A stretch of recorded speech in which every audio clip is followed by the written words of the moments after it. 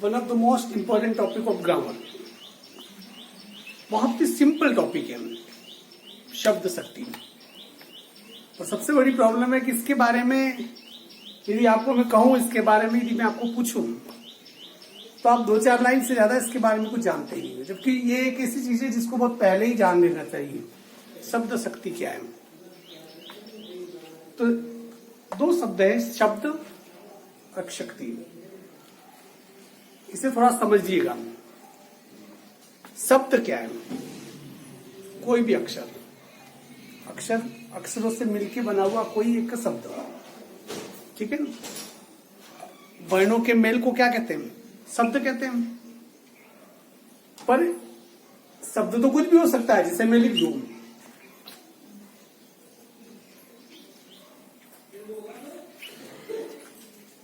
लिख दिया मैंने, वर्णों का मेल है। पर ये शब्द है क्या? ये शब्द नहीं है। क्यों नहीं है? जिसे ये भी 3 वर्ण मिलके एक शब्द बना, पर ये आपकी नजर में शब्द है, ये आपकी नजर में शब्द नहीं है। क्यों नहीं है? ये शब्द जिस वजह से है वो शक्ति ही शब्द शक्ति है। अर्थात कि जैसे ही मैं एक शब्द बोला पानी, जैसे पानी बोला, उस पानी शब्द के बोलते ही आपने पानी के एक विशेष अर्थ को अपने मन में ग्रहण कर लिया। ठंडा लिक्विड जैसा, दैट्स वाटर। वो क्या है? पानी। पानी की जगह मैं कुछ भी बोल दूं, जैसे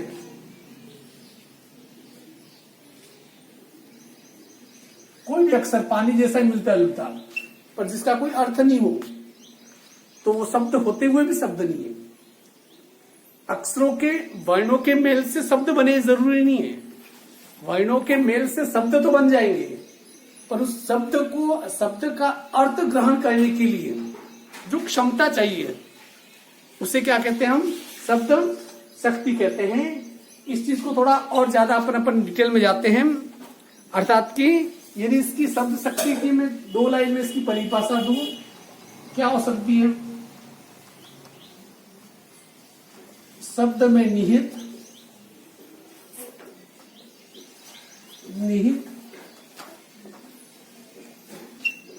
शाही का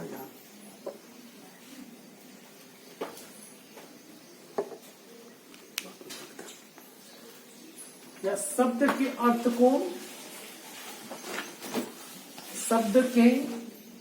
को जिस माध्यम से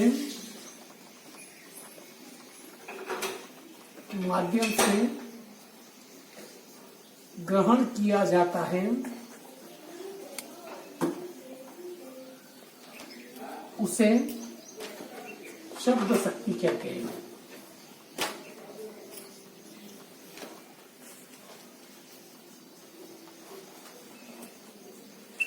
अर्थात कि किसी शब्द के अर्थ को आप ग्रहण कैसे कर रहे हो, सबसे ज्यादा मायने वो रखता है। इसमें 2-3 चीज देखिए। इसको हम 3 चीजों में समझ सकते हैं। इसको मैं एक उदाहरण के माध्यम से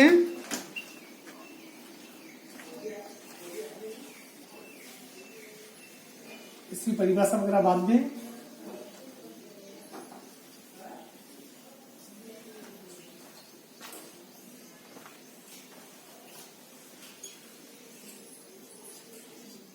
लक्षक शब्द और तीसरा होता है इसका व्यंजक।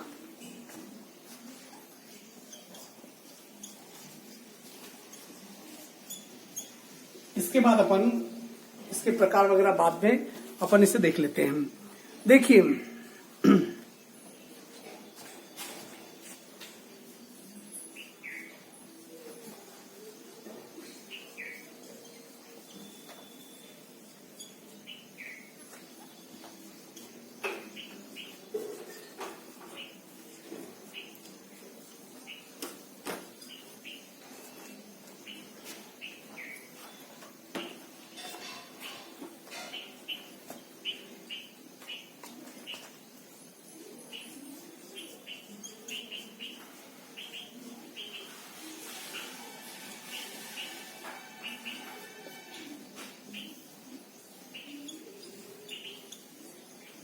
अब यहां पर देखिए, मैंने एक ही सेंटेंस को मैंने तीन बार लिखा है,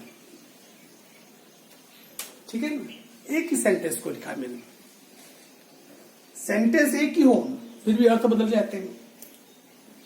उस जब अर्थ बदल रहे तो उस बदले हुए अर्थ का पता लगाना कैसे बदल रहे हैं, वो शब्द शक्ति है। जैसे यदि पूछा कि किसी ने पूछा तुम कौन हो, तुम क्या कहोगे? मैं राजस्थानी हूं, यही कहोगे ना, मैं राजस्थानी हूं। किसी ने कोई महाशय थे, साफा उपा अच्छा बांध रखा है, और किसी ने कोई सवाल पूछा उससे बारे में, साफे के बारे में, और उसने जवाब दिया कि मैं राजस्थानी हूं। तो यहां इस मैं राजस्थानी में और यहां मैं राजस्थानी में अंतर है। यहां यदि कहा है कि मैं राजस्थानी हूं तो वो सिंपल बता रहा है कि मैं राजस्थान का रहने वाला हूं, अर्थात कि जो कह रहा है वही उसका अर्थ है। और ध्यान इधर दे, खोया हुआ है, ये कोई खोने की, ख्यालों में खोने की उम्र नहीं है। मैं राजस्थानी हूं, यहां पर सिंपल अर्थ है कि मैं राजस्थान का रहने वाला हूं, कोई अजर मगर वाला अर्थ नहीं। पर यदि उस व्यक्ति के साफे के बारे में इंगित करते हुए उससे कुछ पूछा गया है तो वो कहेगा कि मैं राजस्थानी हूं। यहां उस बाकी का अर्थ बदल गया, ये मेरी संस्कृति है, मेरा पहनावा ऐसा ही है। वो यहां पर इस वाक्य में मैं राजस्थानी हूं ये नहीं कह रहा है कि मैं राजस्थान का रहने वाला हूं, वो कह रहा है कि राजस्थान की संस्कृति मेरे खून में बसी हुई है। यहां पर इस राजस्थानी का मतलब वो सभ्यता संस्कृति से इसका अर्थ निकालेगा। यहां पर सावधान, मैं राजस्थानी हूं, यहां पर फिर अर्थ बदल गया। यहां पर वो क्या कहेगा, यहां पर ये कहना चाह रहा है कि बच के रहो, मैं उस मिट्टी का हूं जिस मिट्टी में शहीद, शहादत, बलिदान, शौर्य भरपूर भरा हुआ है, मुझसे उलझने की कोशिश मत कर। तो यहां पर मैं राजस्थानी हूं, यहां पर मैं राजस्थानी हूं, यहां पर भी मैं राजस्थानी, तीनों है एक ही वाक्य, पर तीनों में अर्थ इसके बदल गए। यहां पर जो वाचक शब्द का मतलब होता है कि जो जैसा है वैसा ही अर्थ निकले, जैसा कहा जाए वही अर्थ निकले, उनको कहते हैं वाचक शब्द। लक्षक शब्द का मतलब होता है कि किसी संकेतित अर्थ की तरफ इशारा किया जाए, वो कौन सा होगा? लक्षक शब्द। तीसरा व्यंजक का मतलब होता है कि न जहां पर मुख्य अर्थ होता है, न कोई सांकेतिक अर्थ होता है, बल्कि उसके अलावा जब तीसरा ही अर्थ निकले वो ये उसे कहते हैं हम व्यंजक शब्द कहते हैं। अब देखिए, मोस्ट ऑफ लोग अपनी पूरी जिंदगी में इससे बाहर नहीं निकल पाते हैं। इसे कहते हैं कि वाचक शब्द। ज्यादातर लोग सीधी भाषा ही समझते हैं, टोन वाली भाषा हर किसी को समझ में आती है। कुछ लोग बहुत अच्छे खतरनाक टोन मार देते हैं। टोन का मतलब ही क्या होता है कि जो कहा जा रहा है उसका वो मतलब नहीं होता है। टोन का मतलब ही होता है कि जो कह रहा है उसका अर्थ कुछ और जाता है। बहुत कम लोग लक्षक शब्द तक इस प्रकार से बात घुमा फिरा कर सकते सांकेतिक अर्थ में।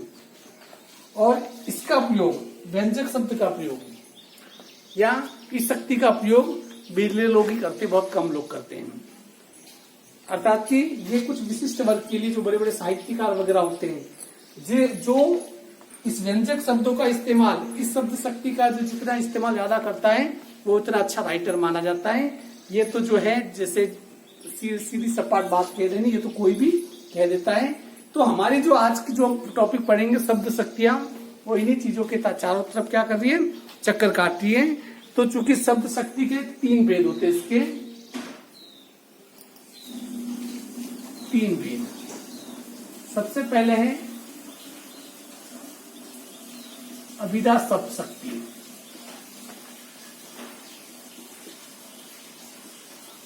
जब इसकी परिभाषा पूछेगी तो परिभाषा आपको शक्ति की लिखनी है, इस बात का ध्यान रखना है। अभिधा शब्द शक्ति क्या, देखिए,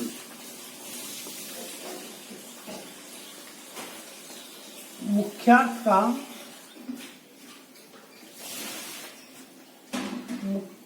का बोध कराने वाली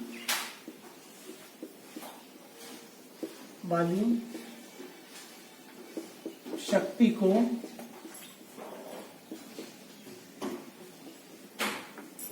अभिधा शब्द शक्ति कहते हैं।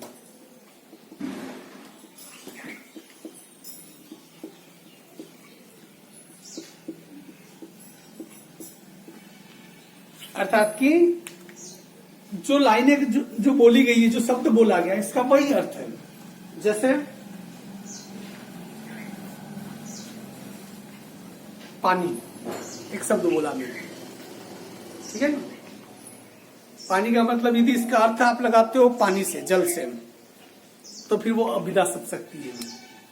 पर यदि मैं ये कहूं कि उसकी तो आंखों का पानी मर गया है, अब यहां पर उस पानी का मतलब जल से लगाओगे क्या? नहीं लगाओगे ना। अब यह पानी का अर्थ तुम शर्म से लगा रहे हो, किससे लगाओगे? शर्म से लगाओगे, शर्म से। तो यहां पर पानी का अर्थ बदल गया, तो इसका मतलब कि उसकी आंखों का पानी मर गया है। उस पानी में अभिधा शब्द शक्ति नहीं है, क्योंकि वहां मुख्य अर्थ नहीं आ रहा है। क्योंकि पानी का मुख्य अर्थ क्या होता है? जल। जो अर्थ है वही पकड़े तो वो मुख्य अर्थ होता है। इसलिए अमूमन जो भी चीज, जैसे गाय दूध देती है, ठीक है ना, कुत्ता वफादार है, ये सभी अविद्या शब्द शक्ति है। पर यही बात जब घुमा फिरा के कुछ कहे तो शब्द शक्ति क्या है? बदल जाएगी। जैसे इसमें कुछ भी एक दो उदाहरण ध्यान रखना।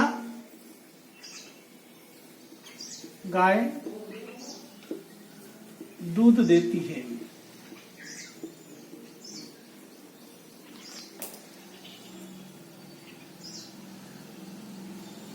वह गांव में रहता है। इसमें जो कहा जा रहा है वही अर्थ है, इसका कोई अलग से इसका अर्थ नहीं है। पर इसके भी, हाँ, ये इसलिए सबसे सिंपल टाइप की शब्द शक्ति, इसके बारे में ज्यादा न तो इसका कोई भेद है न कुछ नहीं। उसके बाद जो भेद है देखिए, अब उसके बाद जो दूसरी शब्द शक्ति है, लक्षणा शब्द शक्ति। लक्षणा शब्द, लक्षणा शब्द शक्ति, लक्षणा शब्द शक्ति। इसका सीधा, इसका जो कि मुख्यार्थ का बोध नहीं कराए, मुख्यार्थ के अलावा क्या करे? किसी सांकेतिक अर्थ का बोध कराए। अर्थात कि जो शब्द कह रहा है वो नहीं कह के किसी और अर्थ की बात करे, उसे कहते हैं हम लक्षणा शब्द शक्ति।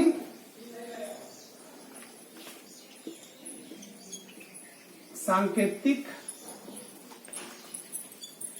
अर्थ का बोध कराने वाली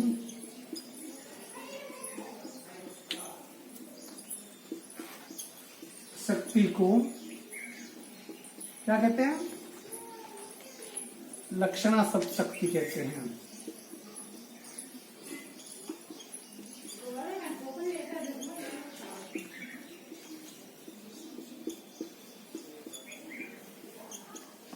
क्या कहते हैं? अर्थात कि जिसे राजस्थान जाग उठा, जैसे एक उदाहरण है, जैसे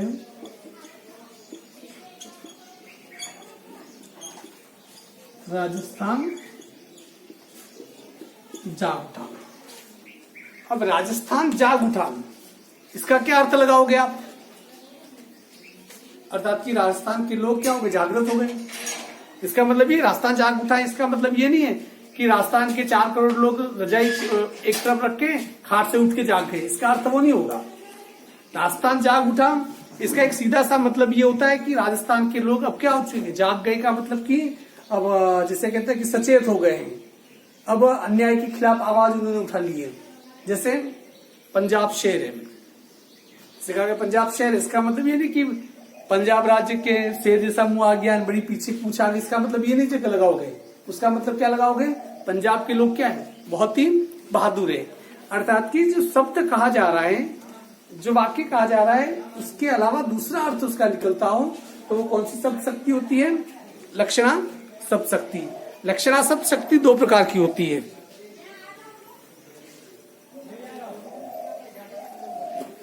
इसके 2 भेद होते हैं, उसे समझ लीजिए आप पहले।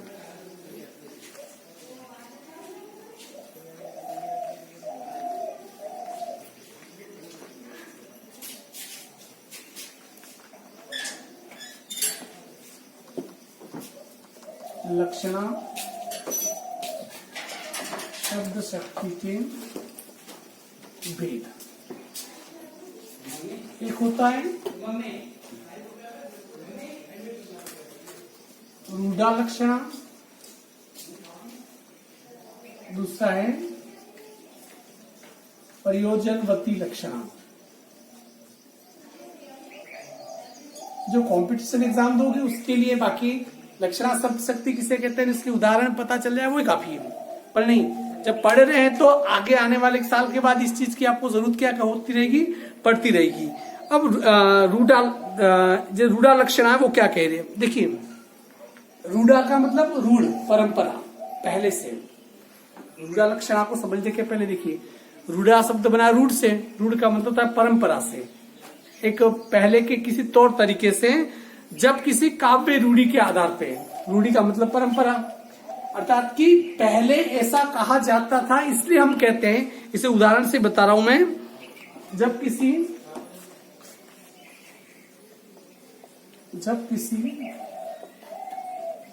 काव्य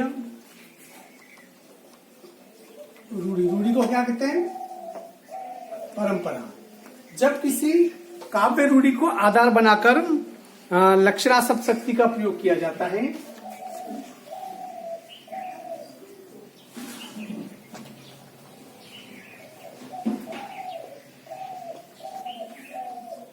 का प्रयोग किया जाता है। इसके एक दो उदाहरण देख लीजिए, आपको पता चल जाएगा। जैसे कहा जाए कि एक वाक्य का है, वहां लाठियां चल रही है, तो क्या अर्थ लगाओगे इसका तुम, वहां लाठियां चल रही है, इसका मतलब ये तो नहीं सोचोगे वो तेरी की लाठियों के दो पैर आ गए, लाठियां यू करके चल रही है, ये अर्थ लगाओगे नहीं। आप जैसे कहा गया कि वहां लाठियां चल रही है, इसका मतलब क्या है कि वहां झगड़ा हो रहा है, इसका अर्थ ये लगा है। तो हम पहले से ही हमारे इसमें साहित्य में, हमारे हिंदी में वहां लाठियां चल रही है, इसका अर्थ हम पहले से ही क्या लगाते आ रहे हैं कि वहां विवाद हो रहा है।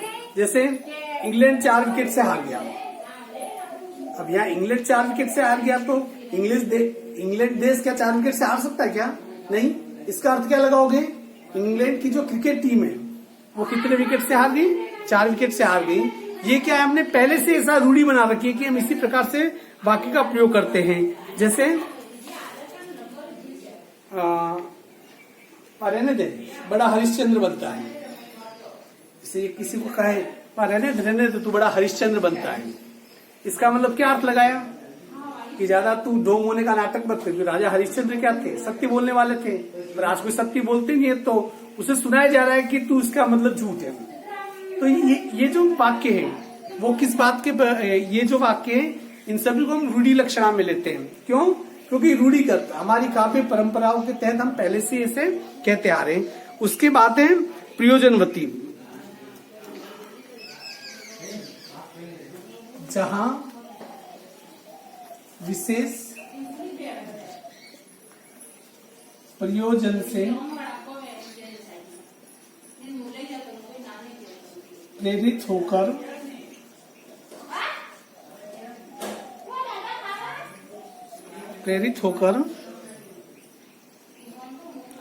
शब्द का प्रयोग लक्ष्यार्थ में किया जाता है।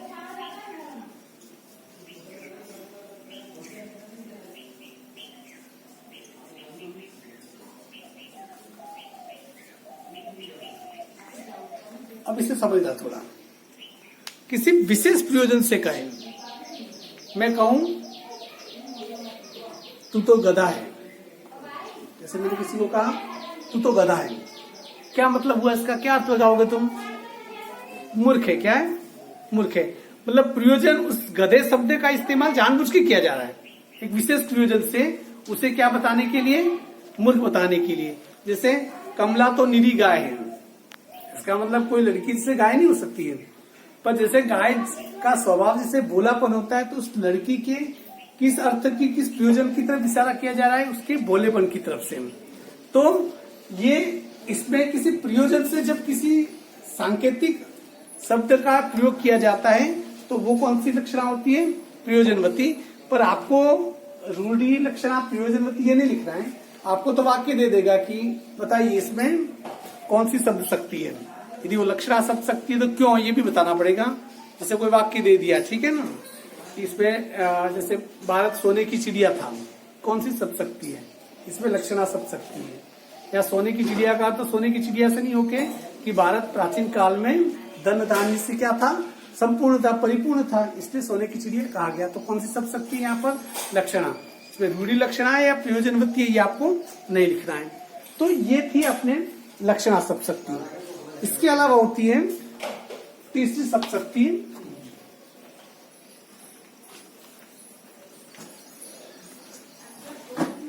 व्यंजना सब शक्ति।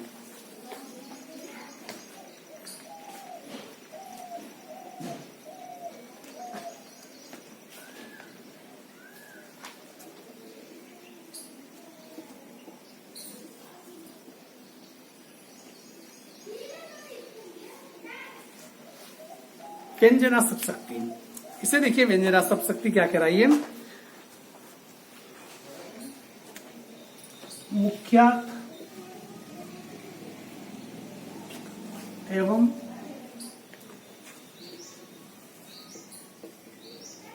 मुख्यार्थ एवं लक्ष्यार्थ का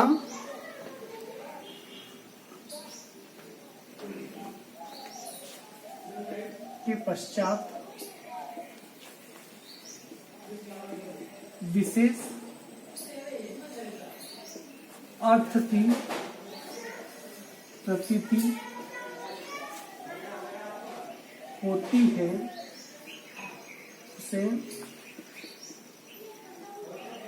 व्यंजना शब्द शक्ति कहते हैं। इसे समझिए थोड़ा।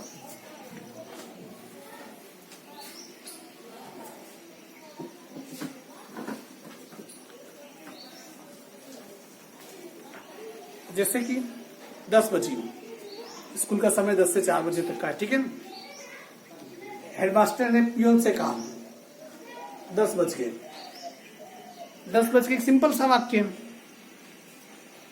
इसका मतलब वो पियोन है, उसका क्या अर्थ लगाएगा?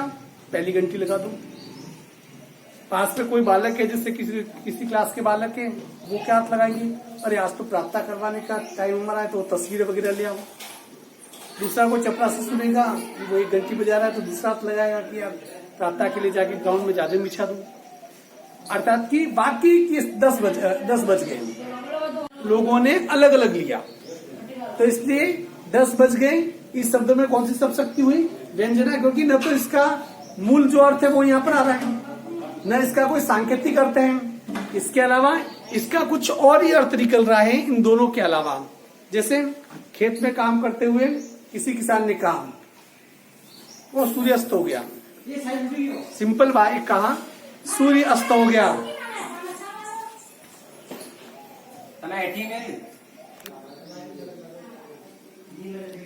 हाँ, अब जैसे कि खेत में काम करता वो मजदूर, उसने कहा सूर्य अस्त हो गया। अब तो सिंपल वाक्य में से देखा जाए, पर नहीं, सूर्य अस्त हो गया तो खेत में काम करती हुई कोई औरत, घास काटती हुई औरत, अरे यार घर जल्दी चल रहा है, खाना बनाना है।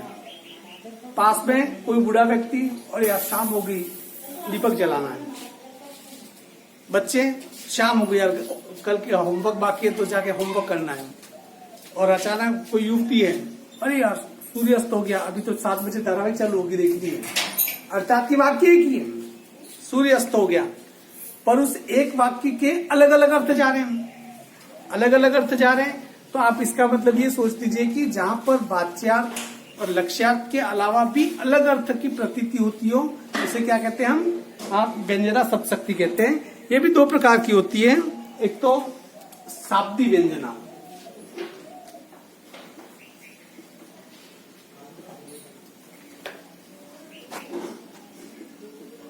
दूसरा होता है आर्थी व्यंजना।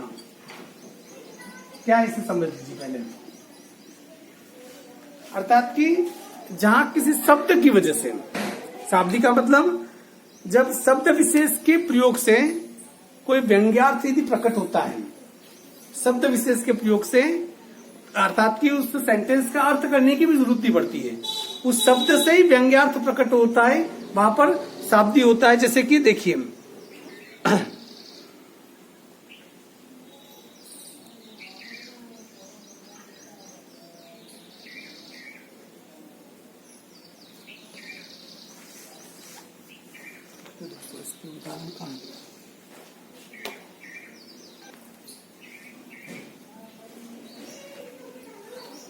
साप्ती व्यंजना देखिए, जहां शब्द से, जैसे कि अभी अपने उदाहरण बताया था, ठीक है ना, सूर्य अस्त हो गया, सूर्य अस्त हो गया, तो आप उन शब्दों पे, जैसे सूर्य अस्त हो गया, इसका मतलब कि उसमें कि सूर्य के साथ, क्योंकि हमारी जो दैनिक दिनचर्या बंधी होती है वो किससे बंधी हुई होती है? सूर्य के साथ। सूर्य का अस्त होना इसका मतलब होता है कि उसके साथ कई कामों का शुरू होना होता है। इसलिए इस शब्द में क्या है कि व्यंग्यार्थ छिपा हुआ है। व्यंग्यार्थ का मतलब टोन वाली बात थी और कुछ अर्थ, ताकि इस शब्द के माध्यम से हम क्या करते हैं और अलग हम इसके अर्थ निकालते हैं। दूसरी तरफ आर्थी व्यंजना का मतलब होता है कि जहां उस वाक्य के लिए आपको अर्थ करने की जरूरत होती है। जैसे कुमार ने कहा, जैसे कुमार ने एक लाइन की, बेटी बादल उमड़ रहे हैं, बेटी बादल उमड़ रहे हैं। अब इसका मतलब बेटी बादल उमड़ रहे हैं, तो कुमार ने ऐसा कहा तो उसके कई अर्थ बेटी अर्थ निकाल सकती है कि बाहर गीली मिट्टी पड़ी है उसे अंदर ले लें, जो अभी मटके बनाए जो सूखने के लिए बाहर रखें, बारिश होने वाली है तो उन मटकों को क्या करें, अंदर ले लें। या इसके अलावा वो जो ऐसे कई काम जिससे कि बारिश होने से नुकसान हो सकता है, तो वो सभी काम उसे क्या करने, निपटाने हैं। पिता ने तो एक ही लाइन की, बेटी बादल हो रहे हैं, पर उस बेटी ने उसके अनेक अर्थ अपनी तरफ से लगाए उसने। तो वहां पर उस वाक्य का अर्थ करते हुए अर्थ के आधार पर उसके अलग अलग अर्थ निकाले। वहां पर क्या होता है, आर्थी व्यंजना पर आपको सिर्फ ये आपको परिचय देना है। परिचय जैसे देना है, इसको समझ लेना है कि वाक्य पूछेगा और वाक्य में पूछेगा कौन सी सब शक्ति, आपको शक्ति का नाम देना है। यदि सिंपल वाक्य पूछ ले तो करना बहुत आसान है, पर वो पूछेगा नहीं। वो क्या करेगा कि कविता की लाइनें देगा और उसमें कहेगा कि अब बताओ इसमें इस कविता की लाइनों में कौन सी सब शक्ति है। वो निकालना बहुत टेढ़ा काम होगा, क्योंकि वो तभी निकल सकता है जब या तो कविता की लाइनें आपने पहले पढ़ी हुई हो या फिर कविता की लाइनों का अर्थ करने में सक्षम हो। क्लियर? ये किस प्रकार से करते हैं ये तो अपन कल पढ़ेंगे, परंतु एक चीज का ख्याल रखना है कि शब्द शक्ति के बीच में अंतर पूछ लेता है। जैसे अभिधा शब्द शक्ति और लक्षणा शब्द शक्ति में क्या अंतर है, अभिधा शब्द शक्ति और व्यंजना शब्द शक्ति में क्या अंतर है, लक्षणा शब्द शक्ति और व्यंजना शब्द शक्ति में क्या अंतर है। अंतर पूछे तो इसका मतलब सिंपल यही होता है, अंतर का एक सीधा सा मतलब यही जाएगा कि आपको उन सभी शब्द शक्तियों की क्या होनी चाहिए, आपको परिभाषा याद होनी चाहिए। जैसे अभिधा शब्द शक्ति से अंतर पूछ ले क्या करेगा, अभिधा शब्द शक्ति से कहते हैं, लक्षणा शब्द शक्ति से कहते हैं।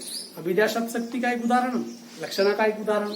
लक्षणा और व्यंजना में पूछे तो उसकी परिभाषा, इसकी परिभाषा, इसका एक उदाहरण, उसका एक उदाहरण।